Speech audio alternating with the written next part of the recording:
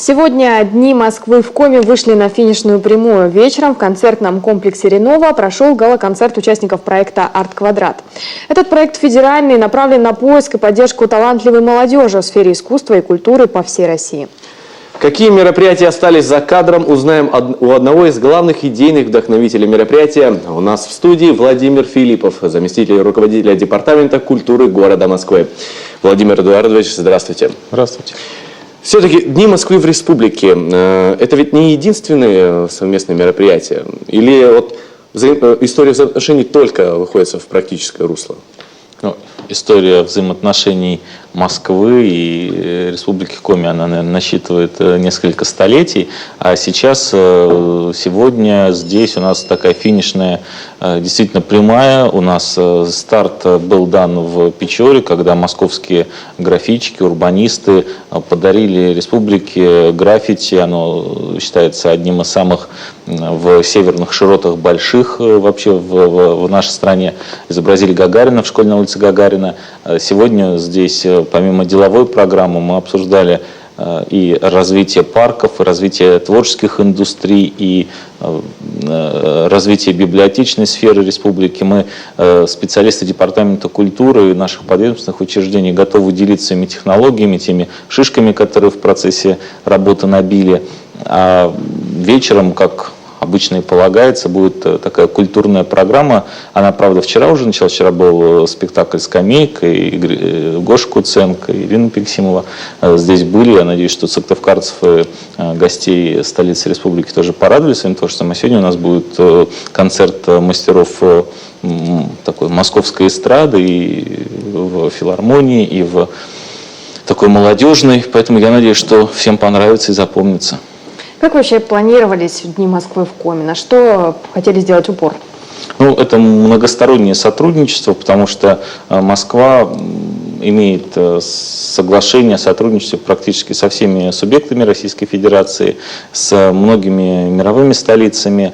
И вот в рамках развития отношений в сфере экономики, потребительского рынка, социальной сферы, в сфере культуры, молодежной политики мы с коллегами обмениваемся взглядами, технологиями, показываем, у кого что получается, что-то мы принимаем и перенимаем в регионах, где-то показываем, как в Москве мы те или иные проблемы решаем, потому что есть заблуждение о том, что в Москве все решается как-то по-другому, нежели в другом каком-то городе, и что в Москве денег значительно больше. Но вот если пересчитать на количество людей, которые в наш город приезжают, сколько там людей живет, сколько там работает, это будет даже иногда меньше, чем в других российских городах. Просто важно желание, важны технологии. И вот Дни Москвы, они помогают и профессионалам, и на уровне так называемой народной дипломатии, наверное, как-то вот людям быть ближе, понятнее.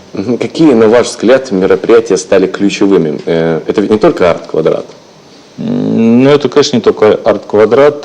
Есть большой блок работ по изменению городских пространств, если касаемо деловой программы. Мы показываем, что мы делали с нашими парками, что мы делаем с нашими пешеходными зонами, общественными пространствами. Я абсолютно уверен, что и в Сыктывкаре нет ничего невозможного, чтобы тоже было красиво и уютно.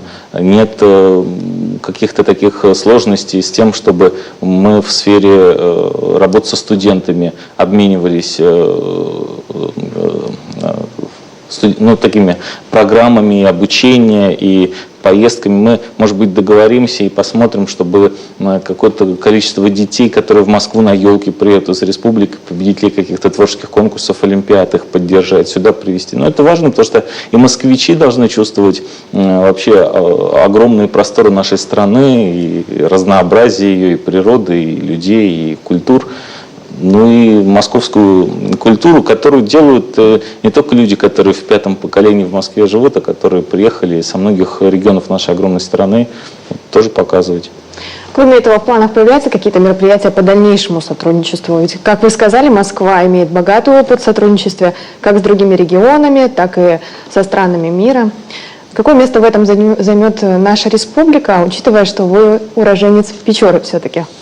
Тут это, конечно, тоже фактор, поэтому, наверное, тут в республике не один, а два концерта пройдет для разных аудиторий. Мы как-то так постарались с моими коллегами сделать, чтобы это действительно было интересно. А в плане дальнейшего сотрудничества тут многое зависит от тех людей, которые в республике занимаются теми или иными процессами.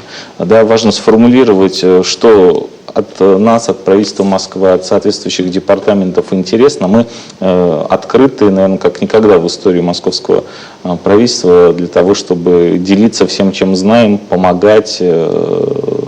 Тут сотрудничество, оно может расширяться, и нам бы очень хотелось, чтобы так и было.